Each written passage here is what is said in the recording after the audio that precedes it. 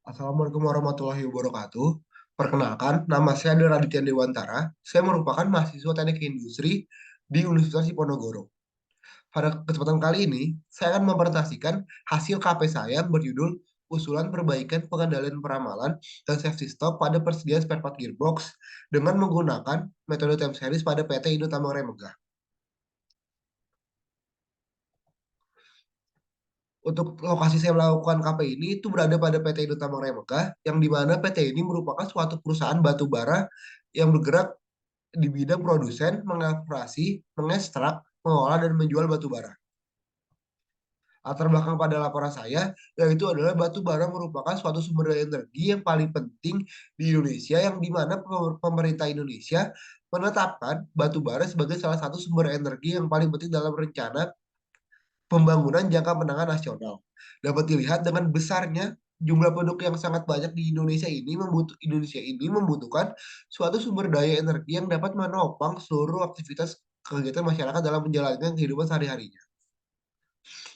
Untuk masalah yang saya gunakan pada penelitian kali ini itu adalah masalah pada stok gearbox pada PT ITM ini yang sudah mencapai level minimum, sehingga dapat terjadinya stokan ataupun em, ataupun masalah yang lainnya, yang dimana jika masalah ini terjadi akan menghambat terjadi kegiatan penambangan pada PT ini. Untuk tujuan untuk tujuan dari penelitian ini, yang pertama itu adalah menentukan hasil forecasting, lalu memperbaiki metode peramalan, lalu memberikan usulan forecasting demand penggunaan gearbox di bulan selanjutnya, lalu memberikan usulan mengenai safety stock dari order point. Nah, berikut adalah metodologi penelitian yang saya gunakan pada penelitian saya di PT ITM ini. Nah, pada pengolahan data, hal pertama yang dilakukan adalah melakukan pengumpulan data. Berikut adalah data historis pemakaian gearbox dari tahun 2020 hingga 2022. Nah, setelah dilakukan pengumpulan data, data tersebut diubah menjadi grafik yang dimana nantinya akan dilakukan analisis terhadap grafik tersebut. Dapat dilihat pada grafik ini, grafik tersebut bersifat musiman yang dimana akan mempengaruhi metode apa yang kita gunakan. Nah, berdasarkan dari grafik yang berdasarkan dari grafik yang cenderung bersifat musiman, maka metode yang digunakan adalah metode time series. Nah, pada kesempatan kali ini saya menggunakan 4 metode, yaitu 3DMA, 5DMA, DS, dan Hot Winter.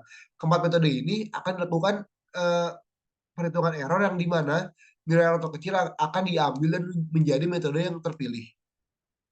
Untuk metode error yang saya gunakan itu adalah metode MAP. Nah, dapat dilihat pada hasil perhitungan error tersebut bahwa Cold Twitter mempunyai nilai error terkecil yaitu 1,03%.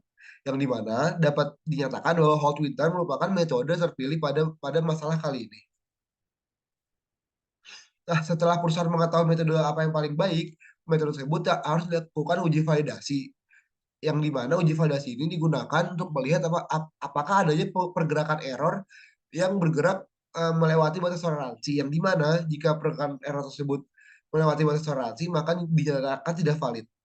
Dapat dilihat pada grafik kali ini bahwa metode hot Twitter itu masih berada dalam batas toleransi, yaitu di antara UCL dan LCL.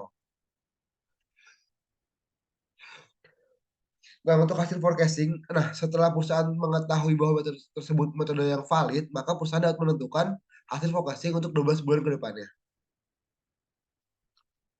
Nah, setelah perusahaan mengetahui hasil forecasting tersebut, perusahaan juga harus menentukan safety stock, yang di mana safety stock ini berguna untuk apabila terjadinya suatu hal yang tidak diinginkan oleh perusahaan, perusahaan mempunyai jumlah minimum dari spare part tersebut. Nah, untuk rumus yang digunakan adalah Z dikali standar defisiasi dikali akar M, yang dimana eh, pada kesempatan kali ini saya menggunakan service level sebesar 90% dan 95%, sehingga didapatkan hasil sebesar 1 piece dan 2 piece. Nah, untuk loader point ini digunakan untuk mengetahui pada level kapan perusahaan harus memesan kembali spare part tersebut. Nah, untuk loader point itu dicari dengan rumus data demand dikali lead time ditambah safety stock, yang dimana didapatkan hasil sebesar 15 piece dan 16 piece. Sehingga pada laporan kali ini dapat disimpulkan bahwa pola permintaan seasonal, maka metode yang digunakan adalah metode time series. Untuk metode terbaik yang digunakan yaitu ada metode hot winter dengan nilai error sebesar 1,3%, dan perusahaan mendapatkan nilai safety stock yaitu sebesar 1 piece dan 2 piece, dan reorder policy sebesar 15 piece dan 16 piece. Sehingga saran yang dapat saya berikan kepada perusahaan yaitu adalah melakukan pergantian metode peramalan dengan menjadikan jumlah error sebagai parameter pemilihan metode agar hasil peramalan dapat dengan dekat memprediksi jumlah permintaan di masa yang akan datang. Lalu saran kedua saya untuk perusahaan yaitu adalah perusahaan dapat melakukan peninjauan kembali dalam menggunakan kebijakan data bulanan sebelum dalam mengolah data permintaan dan perencanaan produksi. Hal ini digunakan untuk meminimalkan biaya ganti rugi karena tidak dapat memenuhi permintaan hingga akhir bulan. Nah, sekian pertanyaan dari saya. Apabila ada salah kata, saya mohon maaf. Assalamualaikum warahmatullahi wabarakatuh.